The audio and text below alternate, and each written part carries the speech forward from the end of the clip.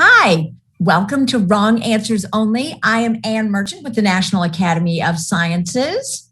And I'm Kate Sutter with LabX, a program of the National Academy of Sciences. And so if you are a newbie and this is your introduction to Wrong Answers Only, we are very happy that you are with us and giving the show a try. And of course, if you are a returning audience member, well, first of all, fantastic. And second of all, well, congratulations to us because we must be doing something right if you've come back.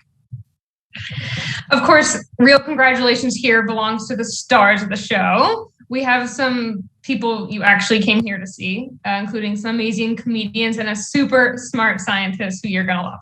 Yes, actually a forensic scientist. And for those of you who don't know, the National Academy's kind of day job is really about producing big reports that include lots of big science policy recommendation, including a definitive report on forensic science with all the information about what we know and what we don't know about forensic science, essentially all the right answers.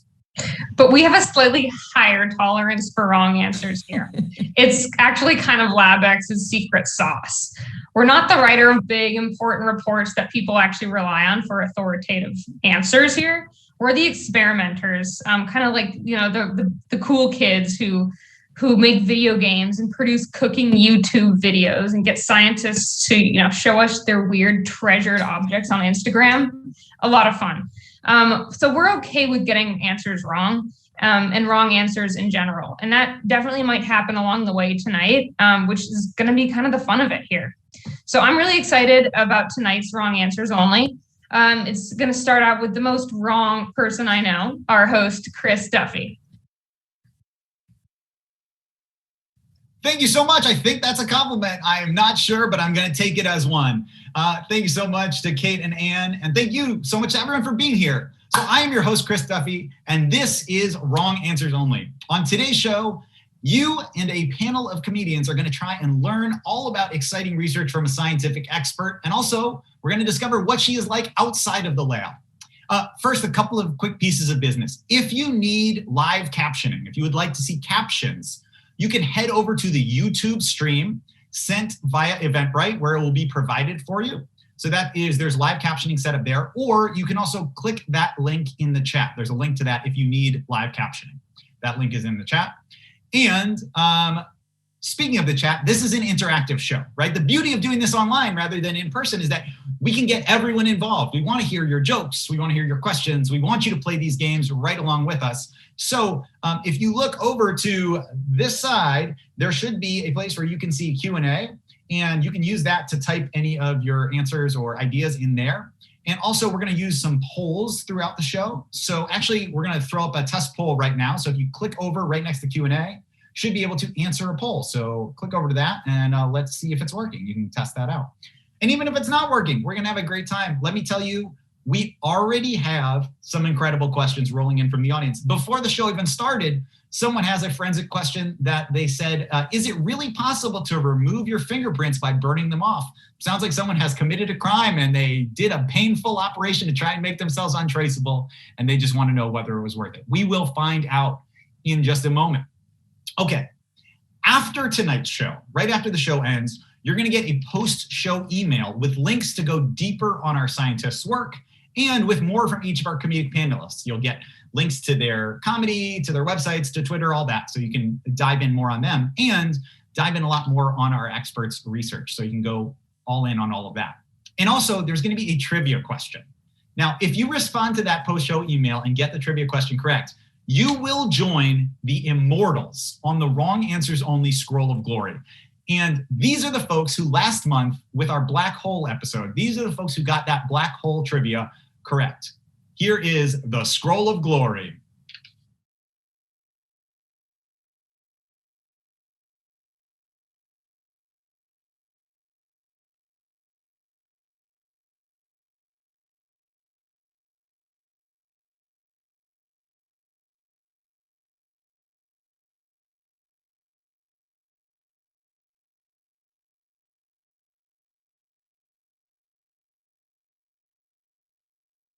This month's email. You could join that list. You could be part of it.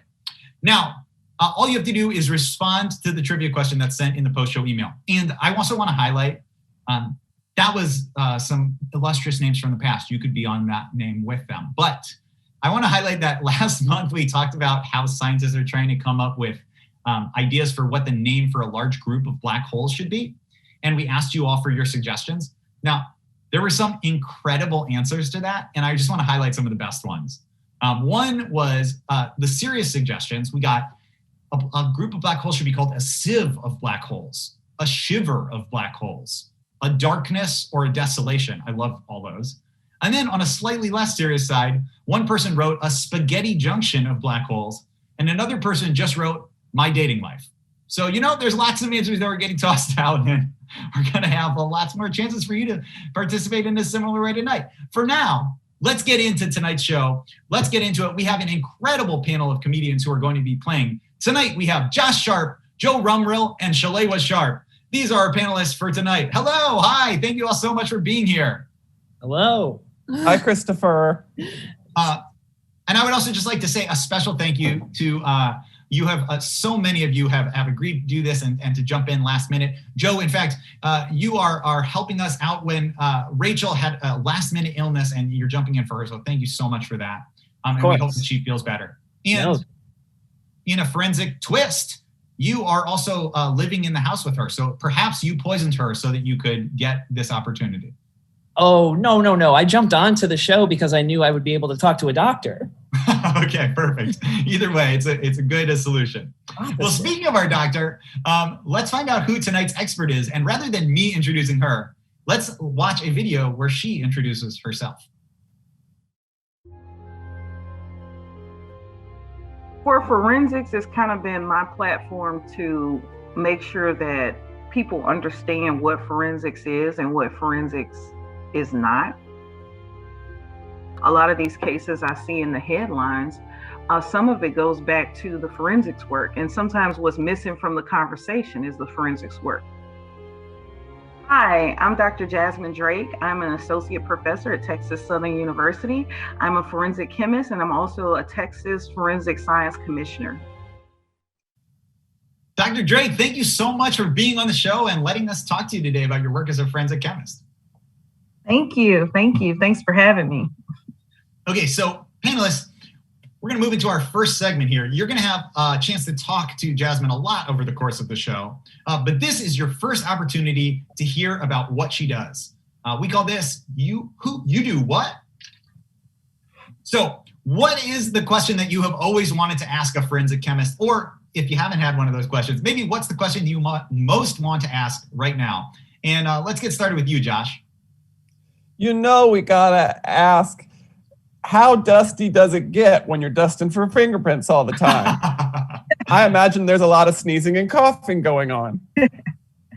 That's a very good question. And most people don't even think about that, but it gets extremely dusty. And so I'm a professor, so I teach my undergraduate students how to dust for prints all the time, and it gets extremely messy. There's dust everywhere. So yes, it gets extremely dusty and they get carried away. So usually to dust for prints, you don't need as much powder as they actually use. So usually the lab I have to sweep. It's just like a big, massive cleanup. Not a good career for my allergies. I'm so surprised that was true, that there was tons of dust. I would have never thought that was real. But like Josh is saying, are there a lot of allergies going on there?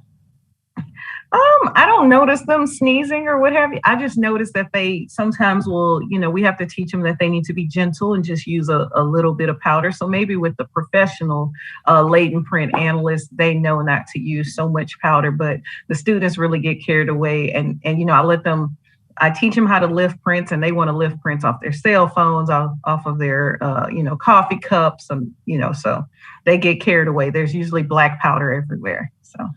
Well, we're already getting questions from the audience about how to get away with murder, which I assume is a question that you get a lot. And we'll maybe get into that later on in the show. But in the meantime, Joe, do you have a question for Jasmine? Yeah, I noticed in the opening animation, obviously eyes are drawn to any cartoons that are in front of me. You're doing chalk outlines in front of these dead bodies. Any of these suckers ever coming back to life and moving, and so you got to redo them over and over again? So my background, I always have to say, is I didn't deal with any bodies. So my background, a lot of people, when they think forensics, they think like CSI. So you're at the scene, you're collecting the evidence, then you carry a gun, then you go back to the lab and you put on the lab coat and you do it all. And I wish I could be like a person that was like a one-woman show, but that's, I was the nerd in the lab with the lab coat analyzing drug evidence, not drugs from people in the body, drugs outside of the body. So I always have to say that. So when you think of forensics, it's a wide range of different specialty areas. And so my expertise was controlled substance analysis or any illegal drugs. Gotcha. Can I just say, I'm really proud of the restraint I had to not ask how many dead bodies have you seen, which I was dying to ask. But now that I know the answer was 0, it would have been a bum question anyway. It's good I asked about dust. Yes, very good. Now, I do have a follow-up on Joe's question, which we turned out that it's mostly substances that you're looking at. So you always see in the old movies where people like pull a bag of powder out and then they stick a finger in it and they go like, cocaine. Now, I assume that's not how you actually do it. Yeah, in my interview, that was one of the questions I asked when I interviewed for DEA. Out of all the questions you could ask, I'm like, so is that real? I mean, you can tell me now, right? Once I got asked them, do we get to stick our fingers in the cocaine bag? No, are you fun dipping these drugs? Yeah, but I was like, do they do that? And he was like, that's not a thing. That's frowned upon. And I'm like, so did they do it before? I just needed to know. So from my understanding, no, that's TV. That was the movie. So yeah, they would actually put a little bit on an instrument and do the analysis. That gives you the same. Like a tuba or a trombone? The instrument in the lab. So one of those, you probably see them on, CSI. And one of the things that they did tell me that was interesting was that when they do that in the movies, they do that because cocaine is similar to lidocaine or procaine or benzocaine. Like, if you have a toothache, it has a numbing effect. And so they do that to see how numb your lip gets. So, but now people cut cocaine with procaine, lidocaine, and those other things. So you really can't tell how strong it is. So they were like, I want to see if this is the good stuff. And that's why they dipped the finger in the drugs. This is good. And now let me state for the record that I'm definitely learning what cocaine tastes like here. I never would know otherwise. I'm learning what Novocaine tastes like. I've never been to the dentist. Oh, Joe, you got to before we incriminate ourselves any further, let's go to you. What's your question for Jasmine? Okay, so my question is, the spray that they keep using in places to see if there's blood or liquids, fluids everywhere. Does that spray have a smell? What is that? And does it smell like fruity? Because it feels like you're using it at a time when it's not pleasant. So like, is it like lemon scented, like Fabuloso or something? They probably wish it would be, but it's not. I've done it like in the lab with my students, just like they use like a luminol type spray. And what it does is it shows any of the amino acids or any of those things are going to fluoresce. So urine, bodily fluids, but no pleasant smell there. And, people have asked me about the smell, on different scenes and different things like that. And they said, does it help to use like that cream that they put in their noses? And I've asked the people who actually go out and do CSI, they said, no, because it opens up your nasal passages and you don't want to smell even more than what you're smelling. So wait, is there a school of thought that if you put like Vicks Vapor Rub out there and go, that it's easier? Yeah, they have like some kind of balm or something that they would put in their nasal passages. You'll see them on TV and they're like, no, that's not really what you want to do, because then it opens up your nasal passages and you can smell everything. Even better. Oh, that's terrible. We're getting a lot of questions from the audience that is about things that they've either seen in TV shows or what the truth of some of the science that they've maybe seen in movies are. So let's actually go into a game where we're going to put this to the test.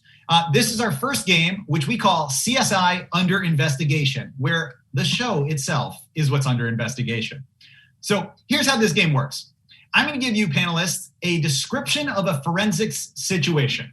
And then you're going to tell me, is this something from Jasmine's work, something that actually happened with Jasmine, or is this from an episode of CSI? All right. So let's get started with you, Josh. And if you're watching at home, make sure that you put your answers in the chat too. We want to know what you think.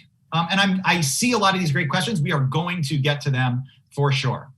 Okay. So this first one is for you, Josh. Okay. CSI or is this from Jasmine's Life or is this CSI? All right. A group of kindergartners run an unlicensed chemistry lab out of their classroom. Is that Jasmine or is that an episode of CSI? And you saw that illustration we have there for you. Is that from Jasmine's Life or is that an episode of CSI? An unlicensed chemistry lab being run by kindergartners out of their classroom. I'm going to go real life because I think this is sort of a bait and switch where you think it's not, but the reality is Jasmine is doing her educating. She's teaching these kindergartners, but of course they're not licensed. The state is not sending drugs there, you know? So I'm going to go real life. 100% correct. That is Jasmine's work. Technically, all kindergartners are unlicensed. And here's a photo of Jasmine running that unlicensed kindergarten lab here. Here we go. Here's a photo of that. You can see they did. Oh my God. I wish they did let them. That is the cutest group of forensic scientists. Jasmine, that's a lot of work that you do, right? Is with students and with trying to spread the word about this. Yeah, with kids, and they want Mentos rocket experiments. They want to make silly putty. They ask a lot of good questions. So you would be surprised. Kindergartners, they ask really good questions. They ask me like, how much do you make? What kind of car do you drive? They Oh, yes. interrogators. Jasmine, what can we do to get these kids licenses? They sound like they were really good at this stuff. They are. When it's younger kids like that, do you have to call it 3 Enzics? No. They are serious. I'm telling you. They like they're scientists. They have their lab coats. They are very serious. Okay, next one. This one's for you, Joe. Situation 2. A chemist is called to identify what substances are present on the raccoon costume that a man was wearing when he died. Now, is that Jasmine or is that an episode of CSI? I think this makes a good holiday episode of a TV show. We're talking a Halloween or Earth Day episode of CSI where a guy's on his way to a Halloween party and lo and behold something naughty happens to him. You are 100% correct. It is from an episode of CSI from season 1. The episode title was Fur and Loathing. It wasn't a Halloween episode though. This was a person who died during a furry convention. Let's actually show. Here's the screenshot from one of the scenes in there where they're interviewing witnesses. Look at that. Look at one of the greatest episodes of television of our time. As you can see, this is what real detective work looks like. Hey, then it's called forensics. Am I right? Anyway, get off of me. Come on. Okay. All right. Situation 3. This one's for you, Shalewa. A woman who is 4 months pregnant is discovered wandering in the hot Texas sun amongst rows of decomposing corpses at what they call a, quote, body farm. Is that Jasmine's Life or is that an episode of CSI? Wow. Well, I feel like that is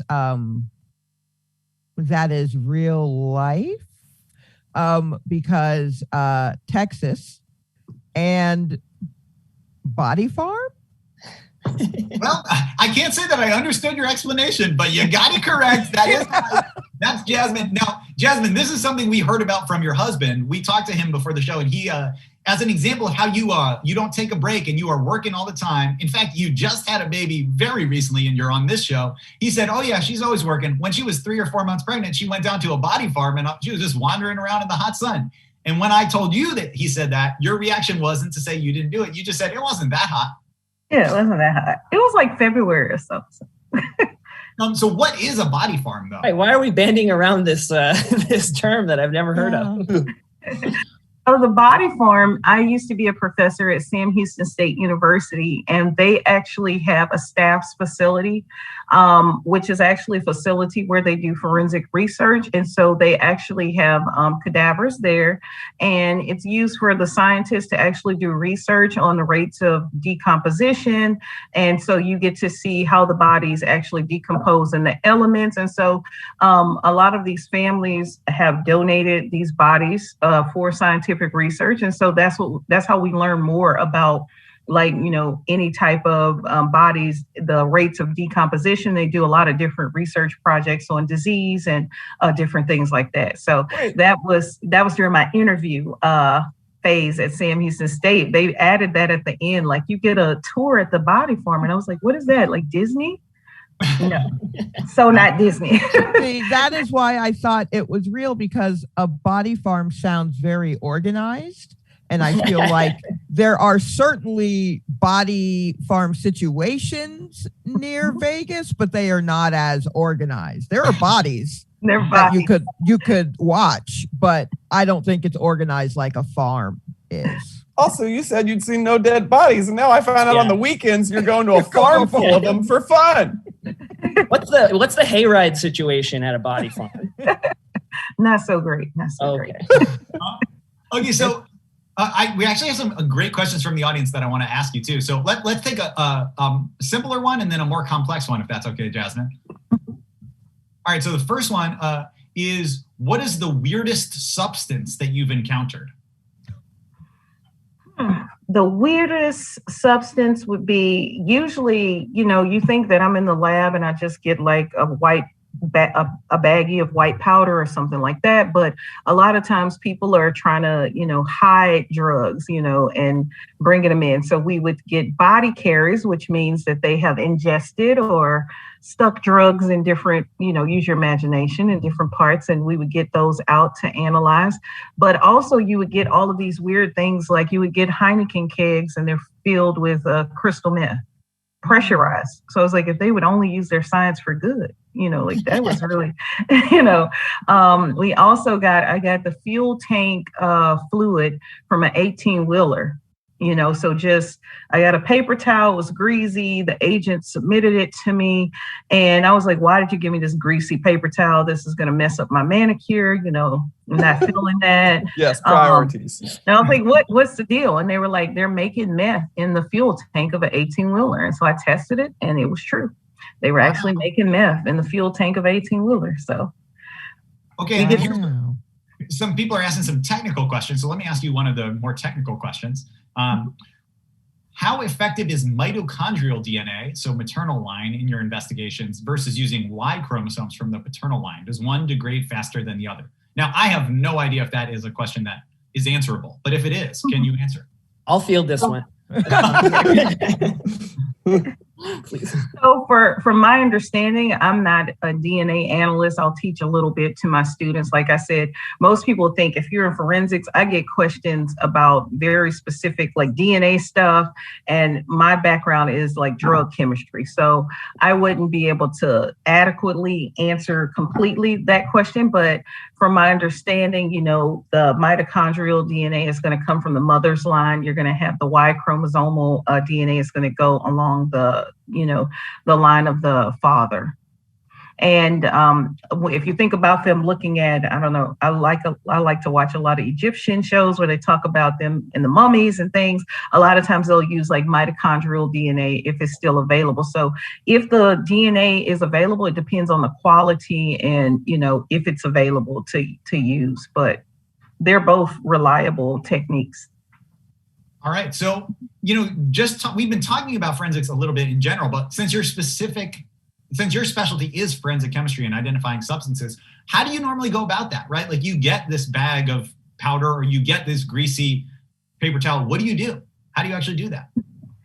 Cool. So we usually have, most of the labs, if you're doing this chemistry, you should be in an accredited laboratory. And so there are procedures that are in place and standard operating procedures that pretty much spell out exactly how you're supposed to do the analysis. Jasmine, you're going to get these kindergartners arrested. Hold on. Really. And so typically if I got a white powder, it's kind of like, okay, this is the mystery powder. So I would put it on an instrument or do like a color test. And so you do something as simple as if it turns a certain color, then it's possibly cocaine or it's possibly meth. And then you would actually pretty much put the powder in some liquid and put it on an instrument, put it on one of those instruments, and then it will pretty much, you can analyze the data that you get off of it, and you would know what substances you have there. Which powder makes the prettiest color? You said which one? Which powder makes the prettiest color? It's not even a powder. The one that's the prettiest is marijuana. It turns like a purple color. Oh, that's what they're talking about. This is a great argument for legalization. Okay. All right, well, let's keep getting into the visuals of your work with our next game, where we're going to get to take a look at some of what you have been working on. This is a game called Fully Suitable for Work Photos. So not in any way NSFW, fully SFW. Okay, in this segment, I'm going to show you a photo that's related to or from Jasmine's work, and you have to guess what is happening to it, what is happening in it. And audience, again, please put your guesses in the chat. We want to see what you also are thinking. So first one, this one's for you, Shalewa. What is happening in this photo? What is that, cereal? We got some cornflakes. Okay. What do you think's going on here? I mean, well, they've probably updated what is supposed to be a perfectly balanced breakfast these days. I don't know if it's any healthier. So I'm going to say we're smuggling in a glazed cereal. This is almost as though you read the news story that this was from. This is a photo that Jasmine tweeted out. It's of a bust in Chicago where officers found 44 pounds of cocaine-coated cornflakes worth more than $2.8 million. And Jasmine tweeted this link with only the words Frosted Flakes. Now, okay, so I have a quick question on that.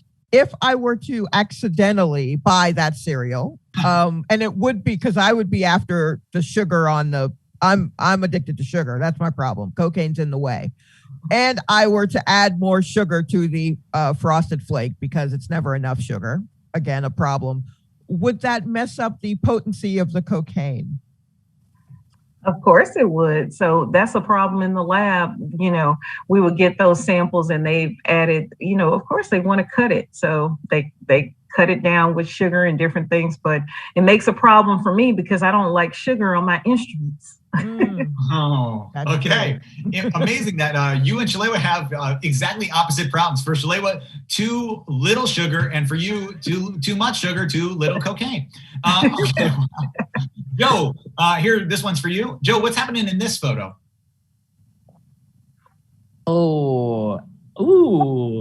I think somebody's getting ready for space travel. That's what it looks like to me. Yeah, this is Jasmine on the CSI Outer Space. Is that what's happening? Yeah. Jasmine, is that right? No, that was our CLAN lab recertification in the lab. So we actually, one of the jobs of a forensic chemist is we can go out to the labs if they have a meth lab and it's really dangerous. The officers, you know, do a great job, but they don't know much of the science. So if there's a boiling reaction, that's when you really get to feel cool. So you get to suit up because you have a lot of poisonous gases and odorless and colorless. So you want to make sure everybody's safe, stop the reaction.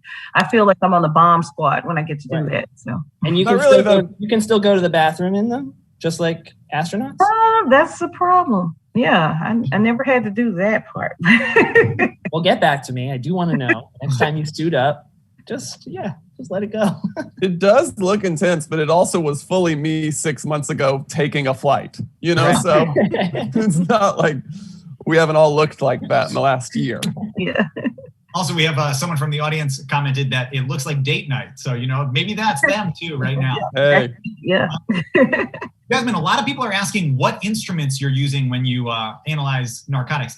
Someone says, is it gas chromatography, mass spectrometry? Is that what you're using, or are you using other types of instruments? I'm impressed. That's really impressive that somebody actually wrote. Did they type that out?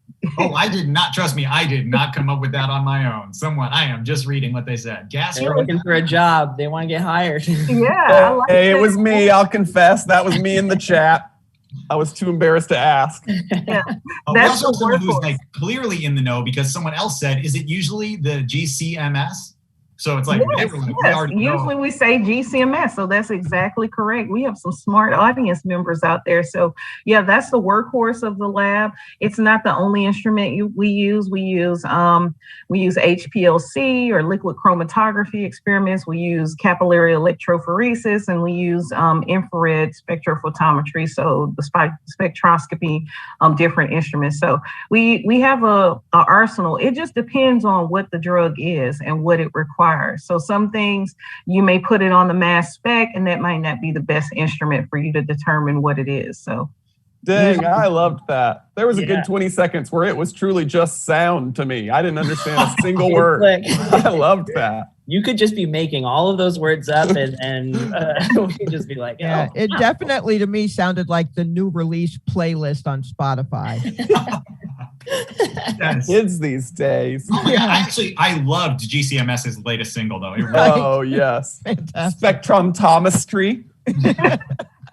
Okay, Josh, here's our last photo for you. This one is for you. What do you think's happening in this photo? Oh well, Chris, this one's easy. This is, of course, Jasmine at Halloween dressed up as Watson. Okay. Jasmine, what do you say? Is that correct? Is that you in a regular day, or is this a little cosplay? That's a little bit of play. So that's where that's at the American Academy of Forensic Science. And so that's where all the forensic scientists from around the world, we kind of get to let our hair down. So that was actually at a party for Sam Houston State University. It was one of their parties for alumni and things like that. And so we had a photo booth. And so, yeah, lots of red wine and good times. Now, is it considered cool at a group of forensic scientists to have a giant photo booth with a big thumbprint in the back? Or are people like, oh, come on, not work, it's play? Oh, no, you couldn't keep us out of it. I have like 10,000 pictures from that one event. Chris, remember the part where she said a lot of red wine? I think they were having a good time. Yeah. Do people, do you guys drink, do you guys bring party drugs to these parties specifically to run analysis on instead of doing them?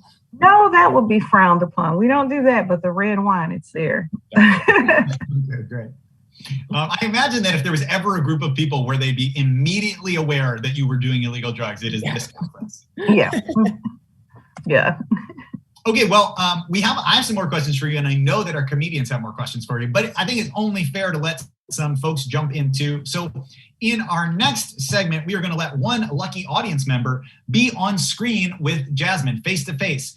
They can ask any question that they want about forensics, but in exchange, our comedians will get to ask them one question about themselves. We call this Q&A and Q. Okay, so today we have Swati Joshi, a medical writer in Boston. Hi, Swati. Thanks so much for being here. Thank you. So you understand that you're going to get to ask Jasmine a question, but in exchange, you will have to answer a question from our panel. Is that okay with you? Sure. All right. I'm getting into, but sure, yeah. Oh, yes. No one knows what you're getting into. That's impossible to know. But ask away. It's time for your question. So are you as good as Scully? Can you do your experiments in high heels, run down the hall with the immediate answers, give them to your boss, like in 10 minutes? I can run down the hall, but not in high heels. So I don't do that anymore. Not anymore. You know, I stopped running in high heels. Not anymore. Not anymore. So I used to be able to do that. Yeah. So I can get the answer, but not in high heels. Because I was in a lab and someone got in trouble with his wife because she's like, well, Scully can do that experiment in 4 hours and you say you're at the lab all night. So where were you really? Ooh, problem. Wow, I love that's an incredible. That sounds like they have some communication and trust issues that I'm obsessed with there. Now,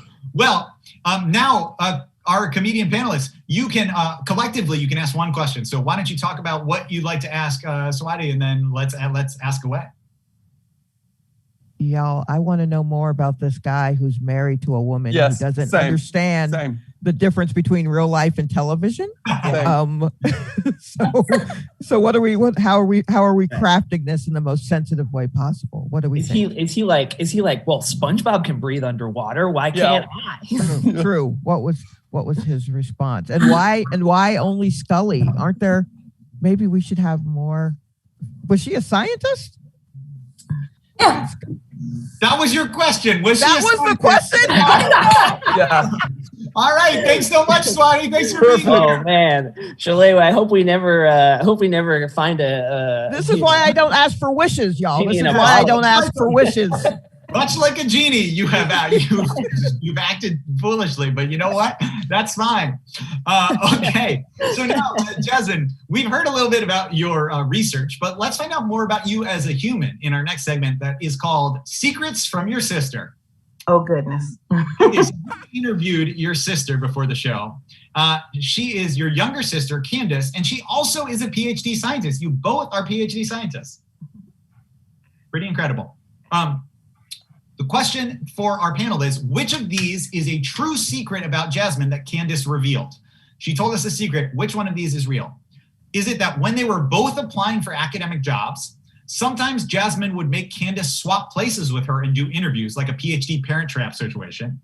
Was it that growing up over summer break, Jasmine would run her own personal summer school and then make her and her siblings do homework and even grade them? Or in middle school, did Jasmine bury 3 of Candace's favorite dolls out back in their yard like a precursor to her future work in forensics? Panelists, what do you think of those 3? Which is the true secret about Jasmine? And viewers, put your guess in the poll right now. And Jasmine, also, I think this is important background information. One of the viewers is asking who had the higher GPA. Was it you or Candace? Oh, come on. I think it's actually, I always tell people this. I'm like, my younger sister is smarter than me. So she probably had the higher GPA. That's a very generous answer. That's an older sister with generosity. All right, panel, what do you think? Talk amongst yourselves. Which one of those do you think is the true secret from those? The Parent Trap situation, student-run summer school, or a buried dolls? I'm going to give credit to Jasmine and say summer school, and that's why the little sister's smarter, is because Jasmine taught her all those years. Yeah, I'm an older sister, and I absolutely would have made my sister do homework, for sure. And burying dolls feels a little old for middle school. That is, middle school, you're starting to try out your psychological fighting powers. You're not doing physical doll stuff. So I think it's the summer school one. What do you think, so Joe? that's 2 for summer school. Joe, what do you think? I'm going to agree with both Josh and Shalewa because I just realized that I'm with 2 sharps right now, and I'm a dullard over here. So we're 2 sharps and a dullard, and I'm going to go with whatever they say. All right. Well, also, if you're in the audience, put your answer in the poll over there. Let's see what you think too. And let's now find out the answer. Which was the truth of those 3? Which is the true secret? It was summer school was correct. You all 3 got it. And actually, we have a little clip of Candace talking about this. So let's watch a clip from Candace right now. In our game room, we would have work. It would be graded.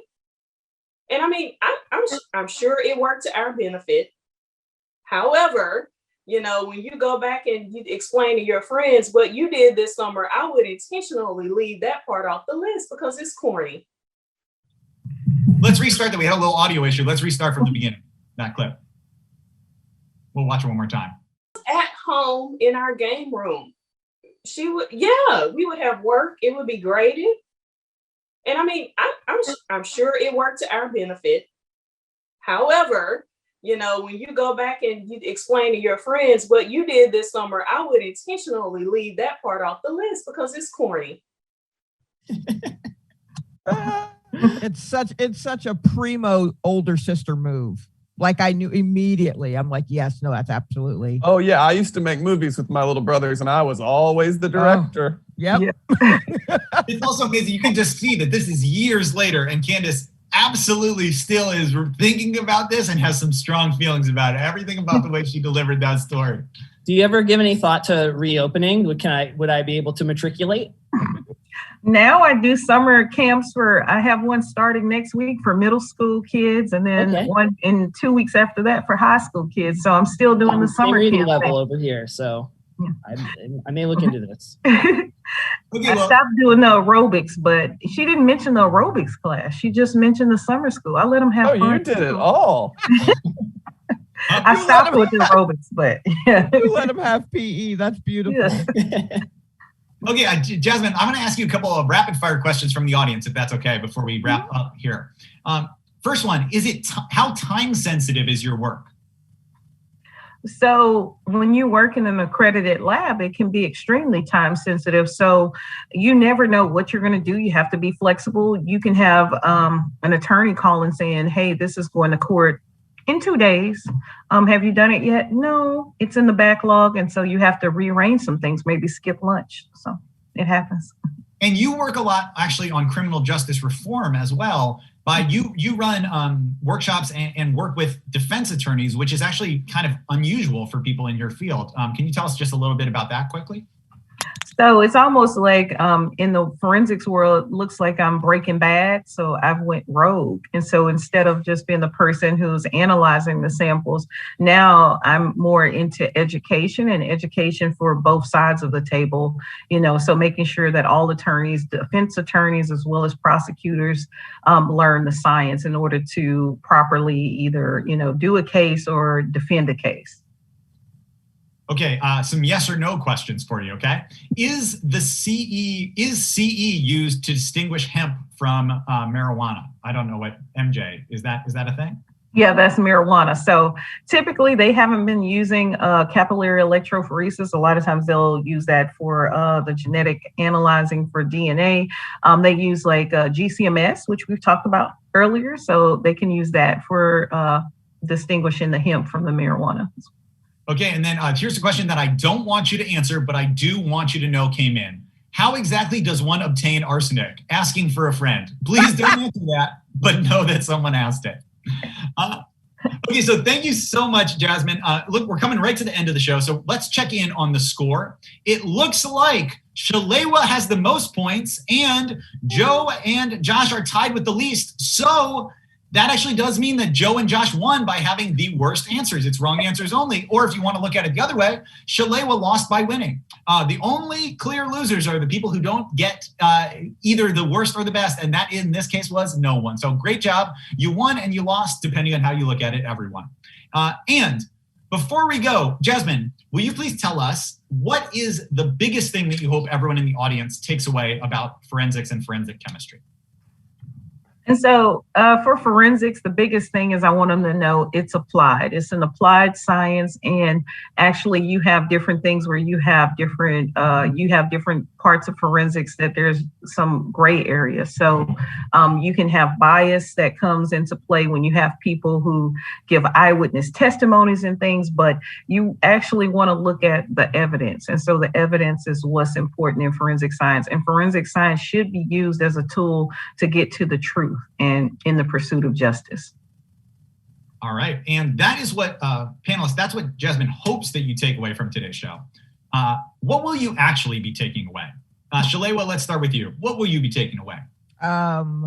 Probably that I should have included aerobics when I was forcing my sister to like clean while we were playing, woman with maid. I probably should have let her also dance around. Joe, what will you take away? What's your takeaway from today's show? It sounds to me what I've taken away is that if a forensic scientist ever makes you a cup of hot cocoa, don't drink it because you don't know what powders that are actually going into this thing. Yes. And Josh Sharp, what's your takeaway from today's show? My takeaway is if you're trying to hide 40 pounds of cocaine and some cornflakes, use a modern logo. That was a dang logo from the 80s. It looked like Reagan was president. It was like the dang snake in a Peanuts can where you're like, what is this, the 40s? We don't put it in this can anymore. Use a modern logo on the cereal box, drug pushers. All right, well, listen, you can't argue with practical, helpful, actionable takeaways. We got big picture stuff and we've got practical takeaways. Thank you, all three of you. Thank you so much for playing. Thank you so much to Jasmine for being here. That is our show. I have a couple of things that I want to tell you as we're wrapping up, which is that you are going to get an email with some bonus clips, a trivia question, and links to learn more about all of our comedians and so much more about Jasmine and read more about her work. I know a lot of you were interested in the actual technical pieces. We have a link to her website. You can dive into her papers and get as deep as you would like. And anyone who gets that emailed quiz correct is going to be featured in next episode's Scroll of Glory. And you know what? At the beginning, we didn't get to play it, but we're going to play it now. This is the Scroll of Glory for all of the people who got it correct about black holes, last month's trivia question. Here is last month's Scroll of Glory. You could join this list by answering correctly tonight.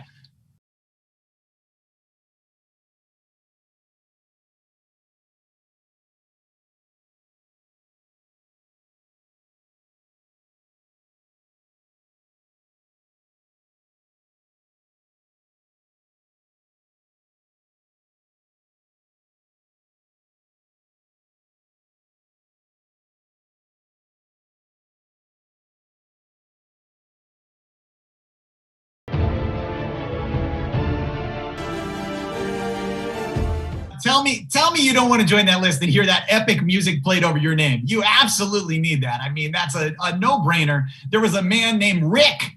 No, just a mononym, like Cher, Madonna. Rick was the star of that action movie, I believe. And you could be like Rick by getting this question correct if you respond to that, the trivia question in the email correctly. That is our show for tonight. We are going to be back next month on July 21st with a crossover event with the Science and Entertainment Exchange. And the registration link for that is up. And you can register for that right now at labx.org. In the meantime, though, thank you so much to tonight's scientist, Dr. Jasmine Drake. Thank you to our panelists, Shalewa Sharp, Joe Rumrill, and Josh Sharp. Thank you as well to everyone at the National Academy of Sciences and LabX and our back-end people who really made this possible, Jesse, Dempsey, and Amechi, and the whole tech team. I am your host, Chris Duffy, and this has been Wrong Answers Only. You can find out more about this show and future episodes and also watch all of the past episodes online at labx.org/WAO. Have a great night. Stay safe.